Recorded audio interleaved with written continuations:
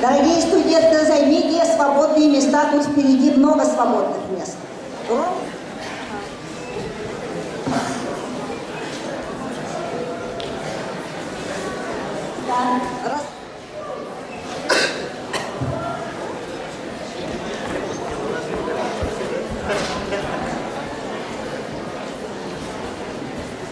Девушки в халатах, волонтеры, вы куда уходите? А?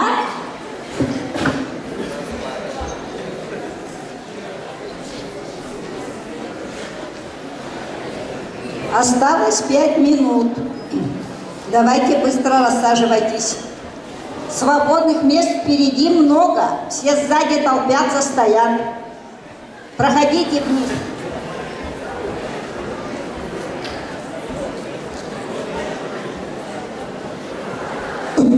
Дорогие первокурсники и приглашенные,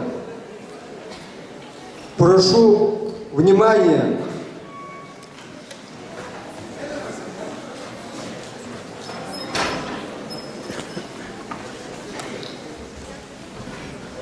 Разрешите объявить 7-е угловские чтения открытыми. Я, Пашарин Карл Георгиевич,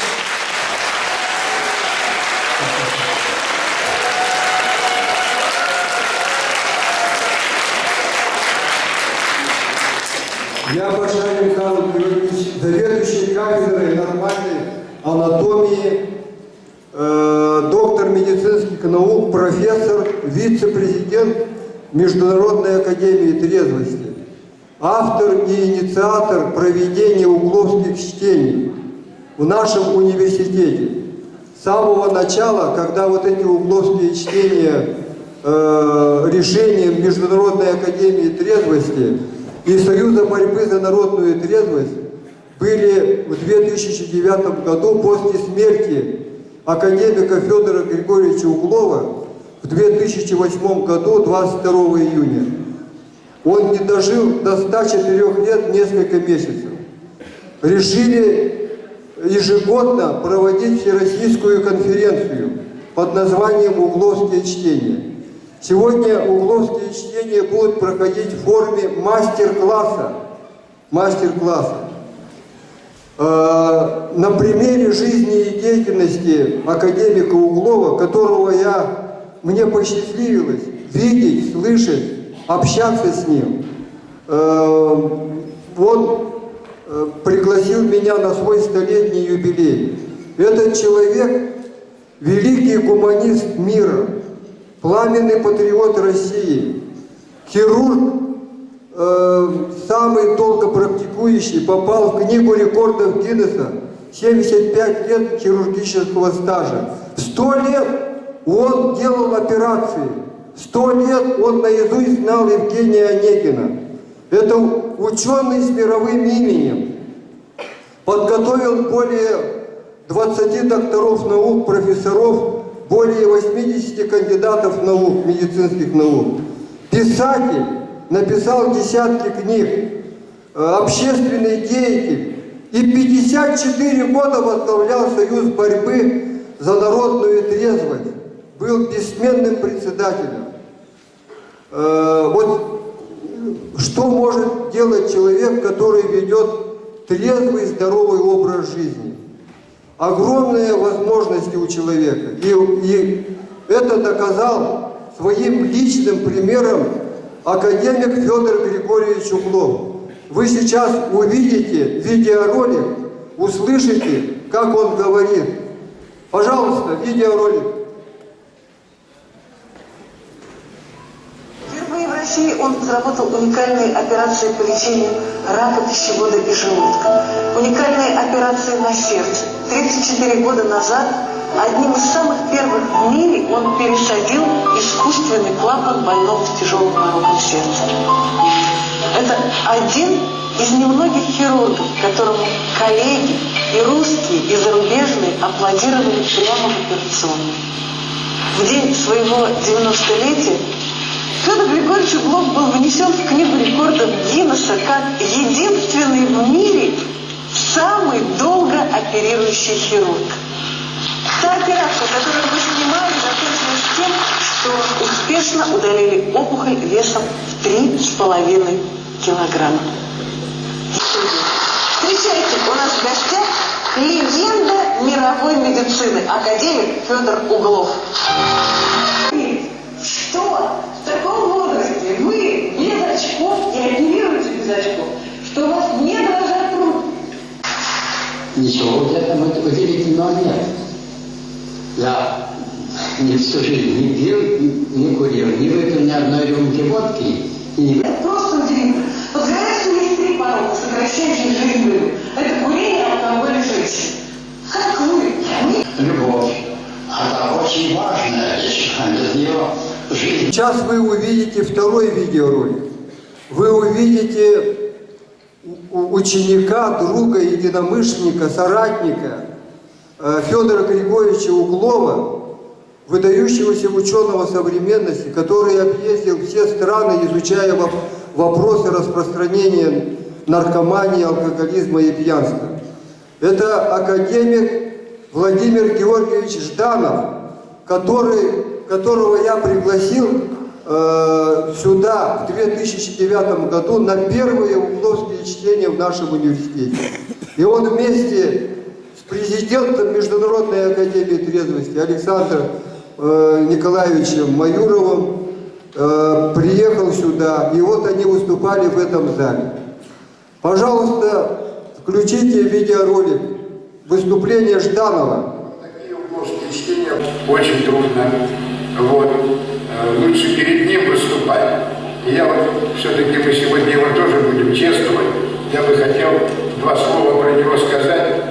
Нас пригласили на международную конференцию в город Анапы, на Чукотку. Она была посвящена противодействию наркотикам на Крайнем Севере. На эту конференцию мы выслали свои тезисы докладов. Эти тезисы докладов напечатали.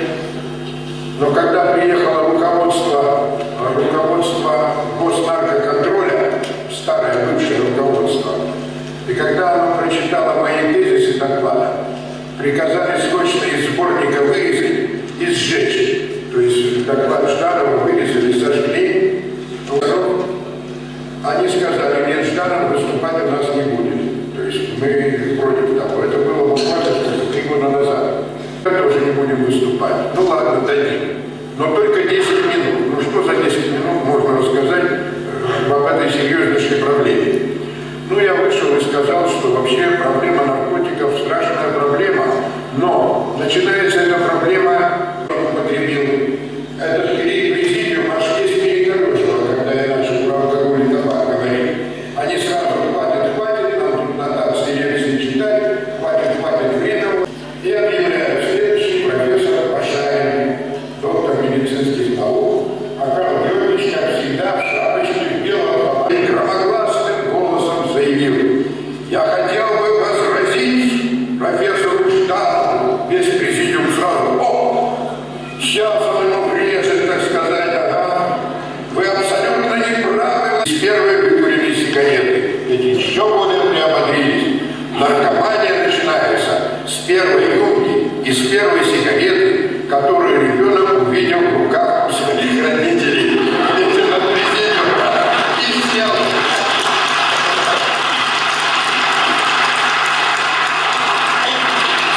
Чествование. Надо сказать, что меня тоже там до трибуны не пустили, но там великолепно от нас, от трезвых людей, как раз выступил Карл Георгиевич, прочитал стихи о русском языке, о русском человеке. Ну, все-таки я во многом завидую вам, молодым студентам, что есть у вас здесь в Якутске вот такие профессора, как Карл Георгиевич. Ну, а себе я тоже завидую, потому что действительно по жизни Федор Григорьевич Углов был моим учителем, великим учителем, был моим старшим товарищем, а в общем-то я согласен с Александром Николаевичем Маюровым. Он мне заменил и рано ушедшего моего отца. Память о Федоре Григорьевиче, этом великом человеке. Вы знаете, это человек, который спас наш народ от уничтожения. Вот у индейцев в Америке не оказалось Углова, и индейцев уничтожили алкоголем, смели их с лица земли. А у нас с вами оказался такой человек, как Углов. Он поднял знамя борьбы за трезвость, поднял его высоко, с высочайших научных, гражданских, патриотических позиций. Это знамя подхватили мы, его ученики и соратники. И я уверен, все равно мы эту сволочь и мы эту гадость победим. Спасибо вам большое. А теперь я предлагаю посмотреть вам, как проходят угловские чтения в нашем университете. Благодаря поддержке нашего руководства, наших ректоров Евгении Исаевны и всех подразделений. Это очень большое дело. Надо сказать, что мне кажется, что у нас только здесь, в нашем университете, проводится большая работа. Так, именно по формированию трезвости, трезвого здорового образа жизни. Пожалуйста, включите угловские чтения. Сегодня в спорткомплексе «Грём» впервые в таком масштабе проводятся угловские чтения. Угловские чтения проводятся с 2009 года. Тогда координирующим центром выступил Санкт-Петербург. В нашем городе организатором проекта является профессор из ВФУ Карл Георгиевич Башарин. Наш университет придает огромное значение формированию трезвого здорового образа жизни среди молодежи. Молодежь – это наше будущее, они должны быть трезвыми. Посвящено это мероприятие Федору Григорьевичу Углову, советскому и российскому хирургу, доктору медицинских наук, профессору, академику РАН. Это человек, имя которого занесено в Книгу рекордов Гиннесса, как старейшего практикующего хирурга в истории медицины. Дожил он до 104 лет и умер в 2008 году. До начала несколько минут, все спешат занять места, но до этого нужно зарегистрироваться. 3000 мест и практически все они заняты. Перед началом каждому... А вот как вы понимаете, как говорит Карл Георгиевич Башарин, да, именно трезвый, здоровый образ жизни? Что это? Здоровый образ жизни – это прежде всего не пить, не курить, и помимо этого хорошо питаться. Заниматься спортом, не курить, не пить, вообще без обидения. Алкоголь – коварный разрушитель организма человека. Так звучит тема выступления Карла Георгиевича. Мы победим эту гадость, но только вместе. Есть 3 причины. Первая причина – это незнание закона трезвости. Вторая причина – это доступность алкогольных изделий. И третья причина – программирование. Среди молодежи, которые находятся в зале, оказались и те, кто занимается исследованием проблем алкоголизма в своих научных работах. Я выступила с докладом «Проблема алкоголизма в произведениях Иннокентия Григорьевича Строгачева», мой научный руководитель Зоя Константиновна Башарина.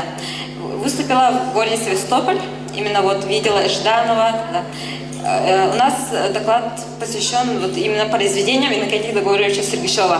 Он написал более 900 произведений, посвященных алкоголизму. И нам бы очень хотелось, чтобы наша якутская молодежь придерживалась здорового образа жизни. Радует, что большинство ребят ответили: мы за трезвый, здоровый образ жизни. Мы новое поколение, которое нацелено на здоровое и благополучное будущее. И сегодняшнее мероприятие подтвердило это. Так, а теперь я вам покажу свои материалы. Я врач-патологоанатом, занимаюсь вскрытием умерших людей от разных болезней, в том числе от отравления алкоголем. Создал музей на базе своей кафедры, лучший музей России. И мне вот Международная академия трезвости грамоту дала в позапрошлом году за этот музей. К нам в музей ходят школьники, студенты, и мы там проводим беседы. Сейчас, пожалуйста, слайды включите. Нет, слайды.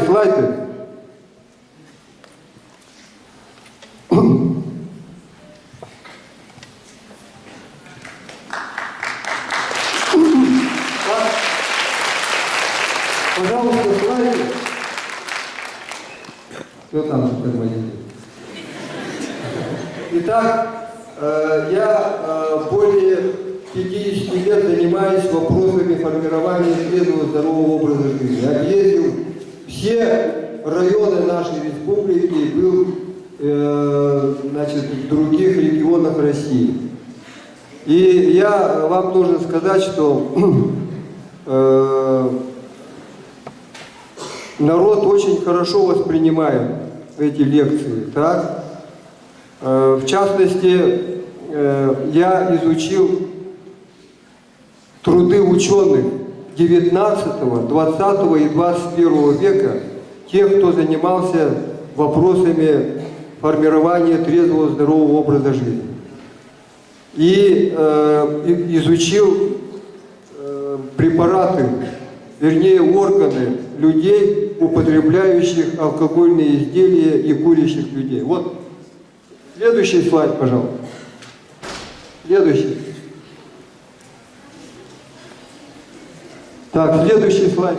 Вот перед вами наши отечественные русские ученые, которые внесли в конце 19-го, начале 20 века большой вклад в дело изучения вреда алкоголя. Вот внизу отец русской физиологии, профессор Московского университета Иван Михайлович Сеченов. Он написал докторскую диссертацию о вреде алкоголя и обнаружил, что в первую очередь поражается головной мозг и репродуктивные органы.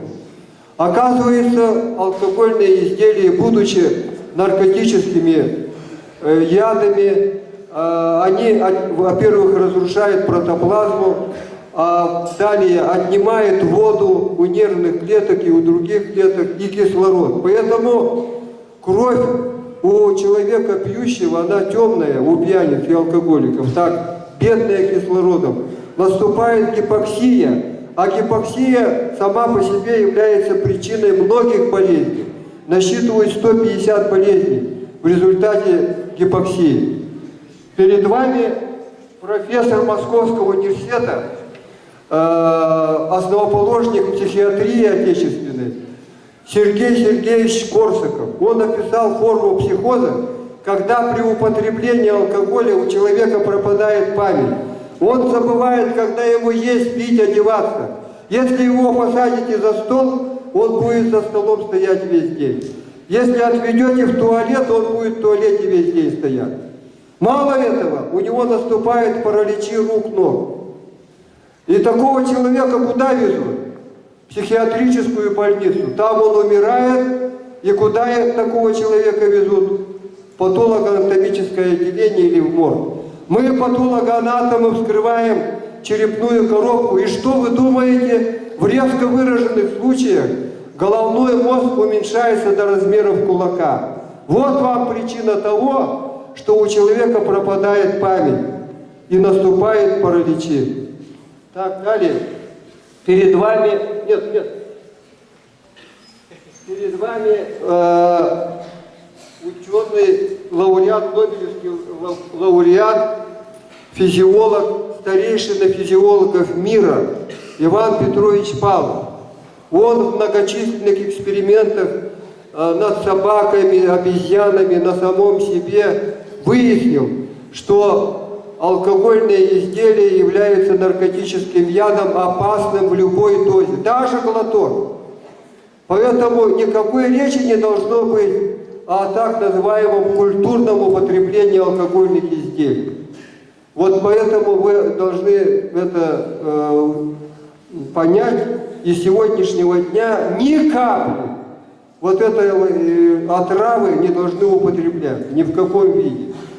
Так, перед вами академик Бехтерев, невропатолог, научно разработал лечение алкоголизма гипнозом. Он говорил так: сколько бы мифической гидре не отрубали голов, если останется хоть одна голова, все головы заново отрастут. Так же и тут. Малые дозы алкоголя по закону наркотических веществ приведут к употреблению больших, а это приведет к пьянству и к алкоголизму. Далее. Дальше. Следующий слайд. Так. Следующий слайд, пожалуйста. Вот перед вами академик Федор Григорьевич Углов. Он меня пригласил на свой столетний юбилей. Он вот в Таврическом дворце как раз. Я его там поздравил. от имени профессорского преподавательского состава и студентов нашего университета, врачей, а также трезвеннических организаций Якутии и России и СНГ. Вот он подарил мне книгу там «Правда и ложь о разрешенных наркотиках». Он пишет: «Я вижу свою задачу в том, чтобы рассказать строго научную правду о том, что такое табак и алкоголь и что они несут народу и стране. Надеюсь, что читатель поймет, почему так бедно живет народ и за счет чего богатеет и жиреет мафия». Следующий слайд.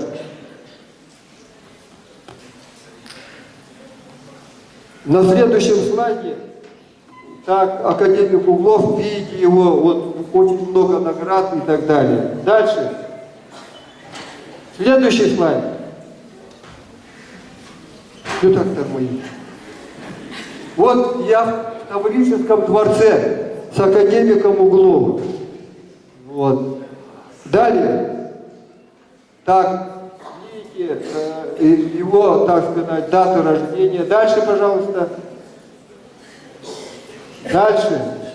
Во время Великой Отечественной войны он в блокадном Ленинграде, он 3 года, всю войну делал операции днем и ночью, круглосуточно, можно сказать. Спас десятки тысяч раненых бойцов и командиров нашей армии. Следующий слайд. Он все время занимался физкультурой, делал зарядку, но любил физический труд. Посмотрите, как он трудится. Человек должен трудиться постоянно. Так, дальше. Закаливался постоянно. Круглый год. Зимой все время выходил на улицу, так, и обливался холодной водой. Вот эта фотография была опубликована в «Комсомольской правде» как раз в день его столетия. День его... Следующий слайд. Любил париться в бане. Дальше. Вот 103 года читает без очков. Так, дальше. Консультирует больного. Так, дальше. Вот благодаря его усилиям сотни тысяч людей отвратились от пагубной привычки. Вот после этих угловских чтений, кто внимательно смотрел и слушал, все отказывались от употребления алкогольных изделий, табакокурения и других наркотиков. Это настоящая прививка. Поднимите руки, кто получал прививки в детстве. От дифтерии, коклюша там и так далее. Вот видите? Сегодня я вам такую прививку даю. Так что вы должны внимательно смотреть и запоминать, и слушать. Дальше. Вот книги Федора Григорьевича Углова. Я прошу вот внимательно посмотреть и в интернете найти эти книги и прочитать. Они очень интересно, доступно написаны. Так. Дальше. Вот сертификат о том, что его включили в книгу рекордов Гиннесса. 100 лет. Так, дальше. Жизненные принципы Федора Григорьевича Углова. Посмотрите. Первый – люби свою родину, будь патриотом, он говорит. Дальше. Второе – трудитесь, любите работу. Так. Если вот я вам должен сказать, почему надо работать и заниматься зарядкой и физкультурой. Если клетка любого органа 2 суток не функционирует, она умирает. Поэтому все живые существа обречены на вечное движение, на вечный труд. Дальше. Вот мы на могиле Зои Константиновны Федора Григорьевича Углова. Следующий слайд. Так. Он говорил так: будьте патриотами своей Родины, так, и помните, что только трезвая Россия станет великой. Дальше. Я вот сформулировал определение здоровья. И удачное определение. Существует очень много определений. Но самое главное, чтобы сохранить и развить свое здоровье, каждый человек должен постоянно делать зарядку, заниматься физкультурой и спортом. Дальше. Следующий слайд. Итак, изучая вот эти труды, я сформулировал наших ученых и патологоанатомически измененные органы, я сформулировал впервые за всю историю человечества закон трезвости. Внимательно посмотрите, трезвость – это полная свобода человека от алкогольной, табачной, наркотической запрограммированности и фактических отравлений. Ясное, четкое отражение головным мозгом окружающей действительности, единственно естественное, творческое, единственно разумное состояние живых существ, человека, семьи, общества, народов, государств, всего человечества. Нарушение этого закона ведет к гибели и вырождению человека, его потомства и всех живых существ. Поэтому сегодняшнего дня, вооруженные вот этим законом трезвости, вы личным примером должны включиться в борьбу за народную трезвость, распространять эту информацию. Так, дальше. Следующий слайд. А теперь посмотрите, какие изменения происходят у людей, которые употребляют алкогольные изделия и курят. Так, дальше. Вот перед вами головной мозг нормального человека, не пьющего. А это у пьющего мягкая мозговая оболочка утолщается, мутнеет. Под микроскопом очень много, сотни, тысячи, десятки тысяч мертвых клеток нервных. Дальше. Перед вами вот пивное, так называемое пивное сердце, нормальное сердце, и вот у пьющего человека. Что происходит? Под влиянием алкоголя сердечные клетки замещаются жировыми, сердце увеличивается в размерах, полностью окутывается жиром, особенно когда люди употребляют пиво. Это впервые такое сердце описали немецкие ученые. А Германия родина пива. И это сердце может увеличиваться в 10 раз. Вот такой препарат у нас на кафедре есть. Огромный препарат. Так? И человек умирает от сердечной недостаточности, декомпенсации сердца или от разрыва истонченных, ожиревших стенок сердца со смертельным кровотечением. Кроме того, пиво действует на головной мозг. Могут появиться психозы, белая горячка, галлюцинации, бред и так далее. И вот это свойство пива использовал в своих корыстных целях Гитлер. Он, значит, что происходило?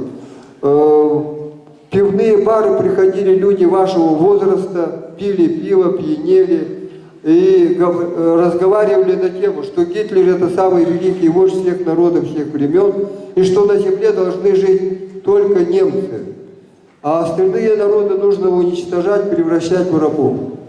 Вот эта теория называется фашизмом. Вот мы в этом году отметили 70-летие великой победы советского народа над фашизмом. Так вот, эти молодые люди выходили на улицу, орали, кричали, приставали к людям. «Встать!» кричали. Вот. Так, пойдем дальше. Вот перед вами печень здоровая, а вот у человека, который употребляет алкогольные изделия, особенно шампанское и сухие вина, вначале печеночные клетки превращаются в жировые, печень увеличивается в размерах, полностью окутывается жиром, становится дряблой, при малейшей травме может разорваться со смертельным кровотечением. Далее происходит разрастание соединительной ткани, и печень уменьшается в размерах, сморщивается, с трудом разрезается ножом. Мало этого, в брюшной полости появляется до одного ведра жидкости, появляется желтуха, страшных мучениях от печеночной недостаточности, интоксикации, этот человек умирает или от рака. Так, дальше. Вот перед вами почка нормальная и почка, значит, у пьющего человека. То же самое. За счет гипоксии происходит ожирение почки. Почка увеличивается в размерах, становится дряблой. Затем происходит разрастание соединительной ткани. И почки уменьшаются, сморщиваются, отказывают в работе. И тогда происходит отравление азотистыми шлаками или, попросту говоря, мочой. На вскрытии у таких людей мозг пахнет мочой и все внутренние органы. Дальше.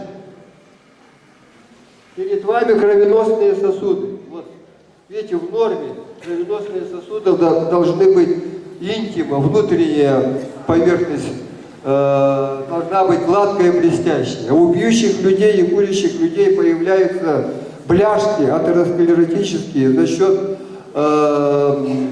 нарушения жиробелкового обмена. Так? Посмотрите, какие бляшки. Они могут закупорить просвет. Внутренняя поверхность становится неровной, а это ведет к тромбозам. И полностью может закрыться просвет кровеносного сосуда, и тогда, если закупорится просвет сосуда сердца, то произойдет прижизненное омертвение мышцы сердца, это называется инфарктом миокарда. Если головного мозга сосуд закупорится, будет что? Инфаркт мозга.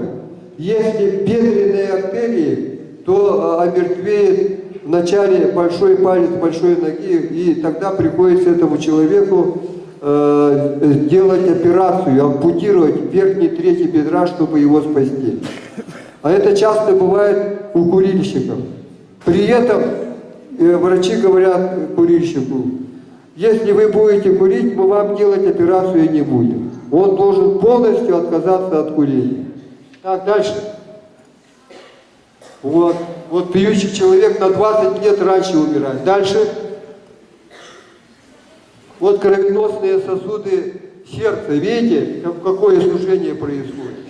Утолщение кровеносных сосудов, соли кальция откладываются, они становятся очень плотными, с трудом разрезаются ножом или ножницами. Дальше.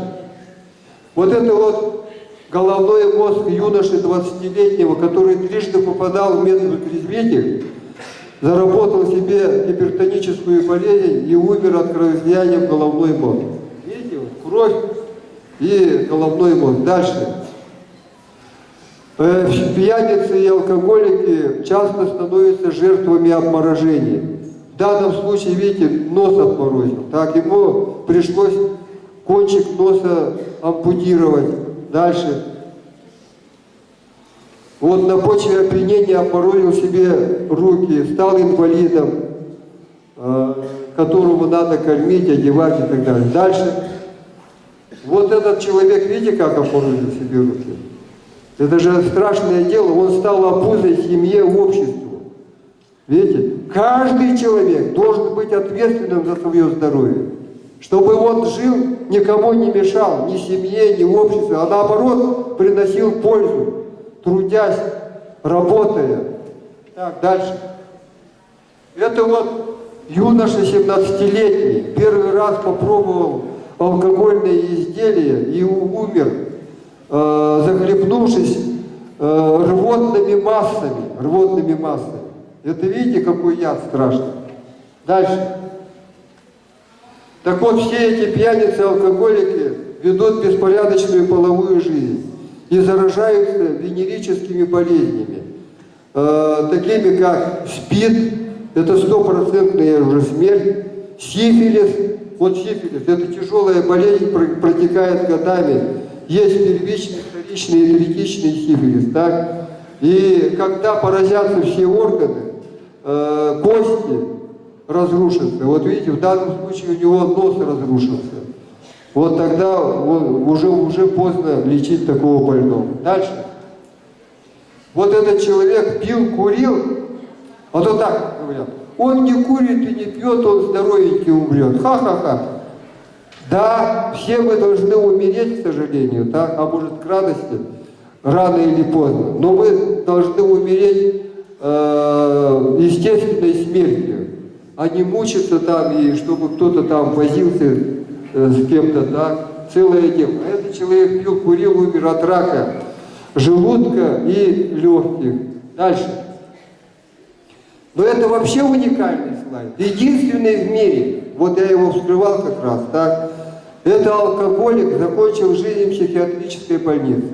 На вскрытии у него головной мозг был сморщен, все внутренние органы склерозированы, все сосуды склерозированы. Вначале отрезали ему одну ногу, потом вторую. И сейчас вот у него уже омертвевает промежность. Видите, все черное. Так, дальше. Пьют родители, расплачиваются дети. Так, дальше. Вот основные причины рождаемости неполноценных детей – это алкоголь, табак и курение. Дальше. Вот перед вами половые клетки человека, круглая яйцеклетка и сперматозоиды, а это маточная труба в норме, так? Там происходит зачатие и оплодотворение. А вот у пьющих людей, если человек выпьет бокал шампанского, рюмку водки или бутылку пива, и произойдет оплодотворение, вот видите, какие вот клетки, уже невооруженным глазом видно, что они уродливые, да? Все, и родятся неполноценные дети урода. Давайте следующий слайд. Вот такие вот дети. Эти вот слайды демонстрировались в 1956 году значит, на конгрессе психиатров. А сейчас эти уродства выросли в разы. Дальше. Например, у нас в России ежегодно рождается свыше 200 тысяч детей-уродов. И умирает ежегодно от употребления алкогольных изделий, табака, курения и наркотиков 1,5 миллиона человек. Так что это имейте в виду. Дальше. Вот такие вот уроды рождаются. Дальше. Вот это экспонат нашего музея патологоанатомического. Видите? Урод, у которого отсутствует головной мозг. Аненцефалия называется. Это уродство, несовместимое с жизнью. Дальше. То же самое. Так, дальше. Вот вы здесь видите наружное уродство, а есть еще внутреннее уродство. Отсутствие органов, так, неправильное расположение органов, отсутствие заднего прохода и так далее, и так далее. Дальше. Вот видите здесь урода, у которого голова большая, да? Вместо головного мозга пузырь, заполненный водой. Это называется гидроцефалией. Дальше. Видите, какое страшное уродство? Множественное. Так, дальше. Дальше. Так, еще дальше. Так. Вот. Дальше. Итак, вы видели, к чему приводит даже такое культурное употребление алкоголя. А теперь я хочу показать вам мое выступление в городе Севастополе в 2012 году на митинге на площади Нахимова. Пожалуйста, включите слайд. Вот. Карл Башарин, профессор Северо-Восточного федерального университета, вице-президент Международной академии трезвости. Я, как врач-патологоанатом и автор учебного пособия «Алкоголь – коварный разрушитель организма», основанный на многолетнем изучении патологических изменений в органах умерших от алкоголя людей, призываю вас полностью отказаться от вредных привычек от употребления алкогольных изделий, так как это сделал 17-летний юноша Борис Карташ, написавший замечательное стихотворение «Очнись, Великая Россия! Очнись, Великая Россия! Из пьяных четверенек встань! Довольно алчным ханам змея платить чудовищную дань! Быть или пить — всего два слова, но в них душой мы горим. Вот наше поле Куликова, вот где за Русь мы постоим. Если хочешь для отчизне хмельные путы разорвать, вернуть народ свой трезвой жизни, будь трезвым ты, стань нашу рать. Будьте трезвыми, чтобы стать творцами своей достойной жизни и истории страны. Спасибо!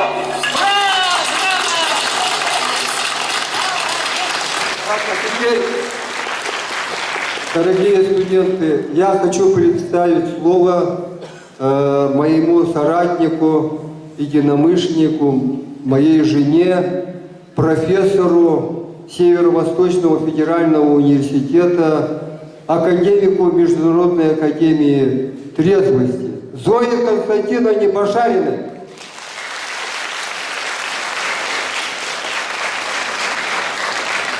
Спасибо.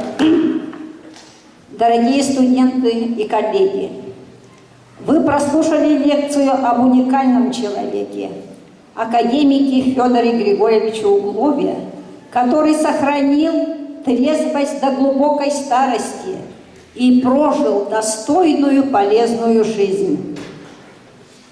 11 сентября, в День трезвости, в культурном центре вы смотрели спектакль «Оборотень», где исполняли роли студента ГИИК.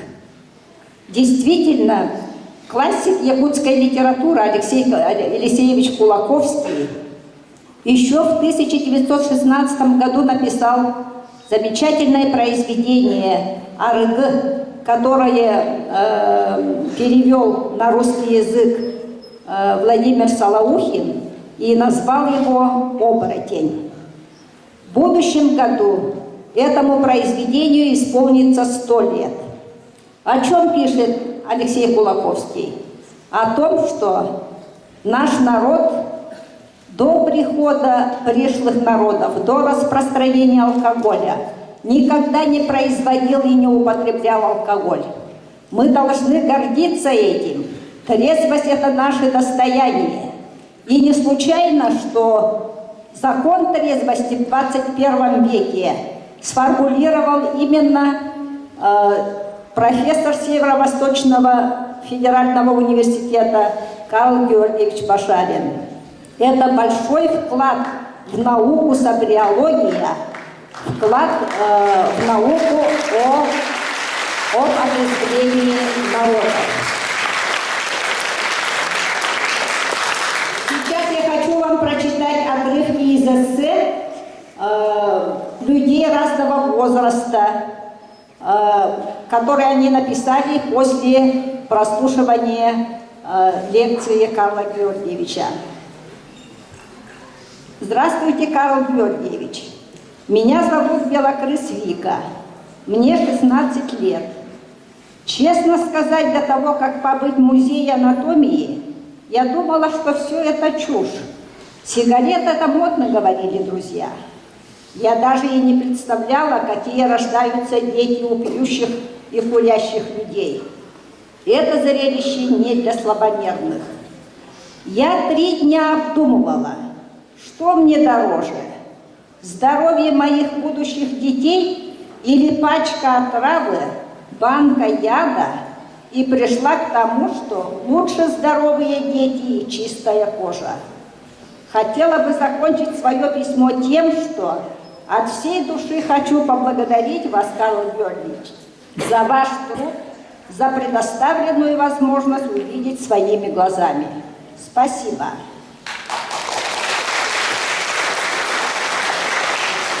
Отрывок из 2-го эссе студентки 1-го курса, ныне 2-го уже курса мединститута Эверстовой Марии. Я думаю, что лекция Карла Георгиевича является неким светом, который он несет и освещает нам путь. И мне действительно хотелось бы провести этот свет другим поколениям. Я точно знаю, что его пособие станет для меня настольной книгой. И когда я поеду к себе домой, в деревню, обязательно украду час у классных руководителей и прочитаю пару лекций детям в школе, которые там учатся. Ведь они будущие студенты, будущие мамы и папы, будущее нации, наше будущее. Моей целью теперь является донести подрастающему поколению учение Федора Григорьевича Углова и Карла Георгиевича Башарина.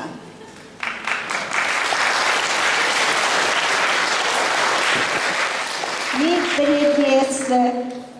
Здравствуйте, Карл Георгиевич.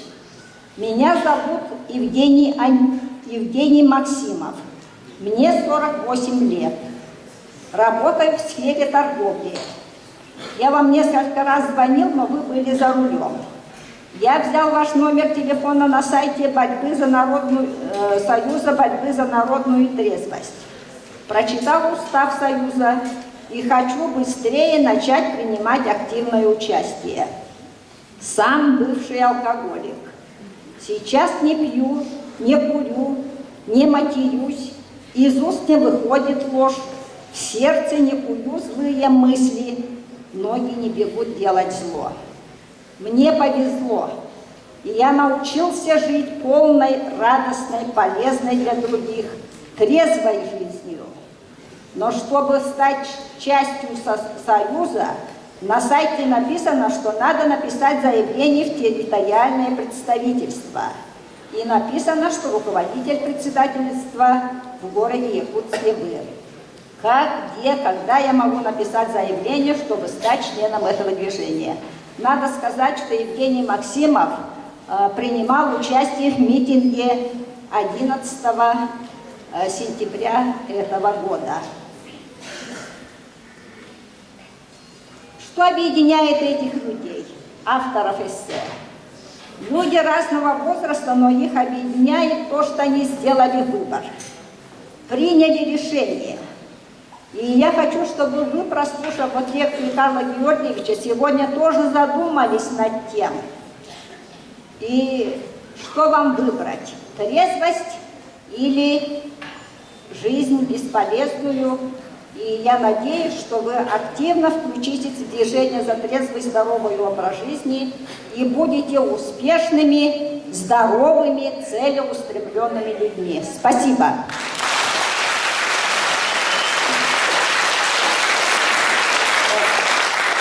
Дорогие ребята, значит, я хочу попросить вас, чтобы вы в 3-дневный срок написали эссе, так как это сделали вот эти вот товарищи, которые прослушали эту лекцию. Для чего?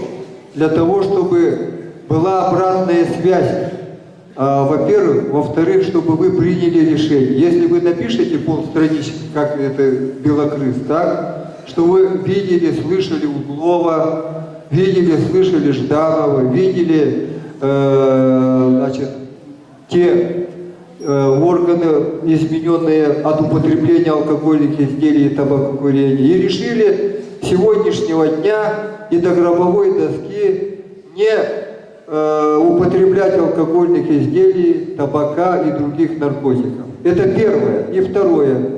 Решили распространять эту информацию, как это сделал Евгений Максимов.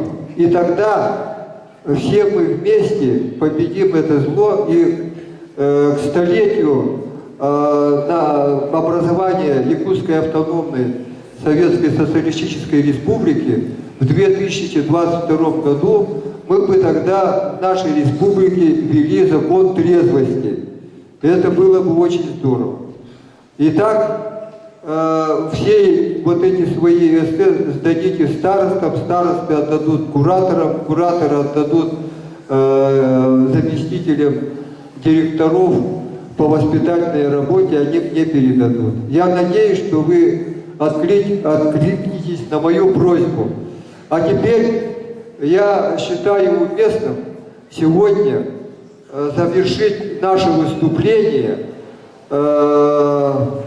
в честь академика Федора Григорьевича Углова, пламенного патриота России, словами государственного гимна.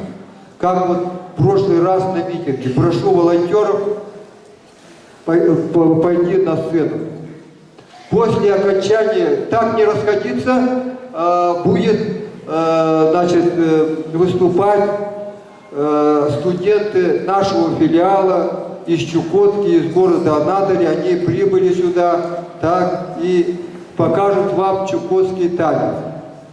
Вы все внимательно посмотрите, и после этого разойдемся. Итак,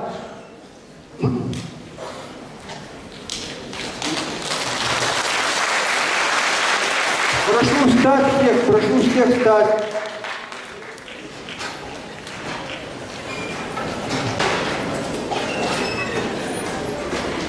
Россия, священная наша держава, Россия, любимая наша страна, могучая воля, великая слава, твое достояние на все времена.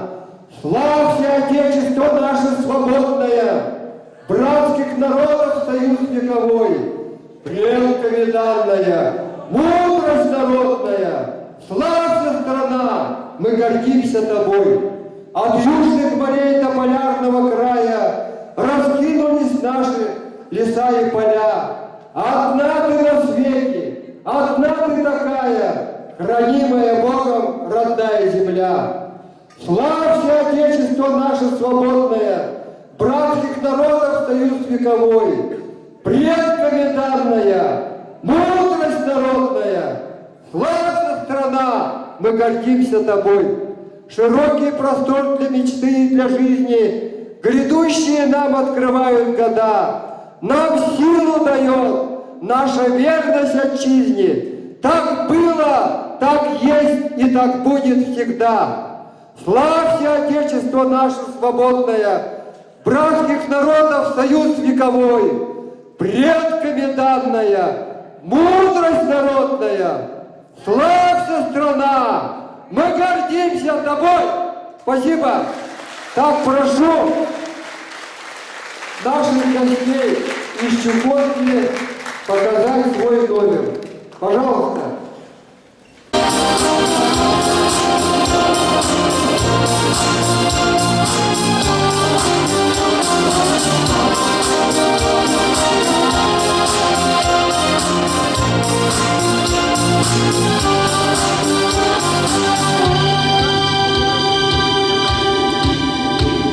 Где оскалы неустанно разбивается прибой, белый пеною лимана расплескался город мой, белый пеною лимана расплескался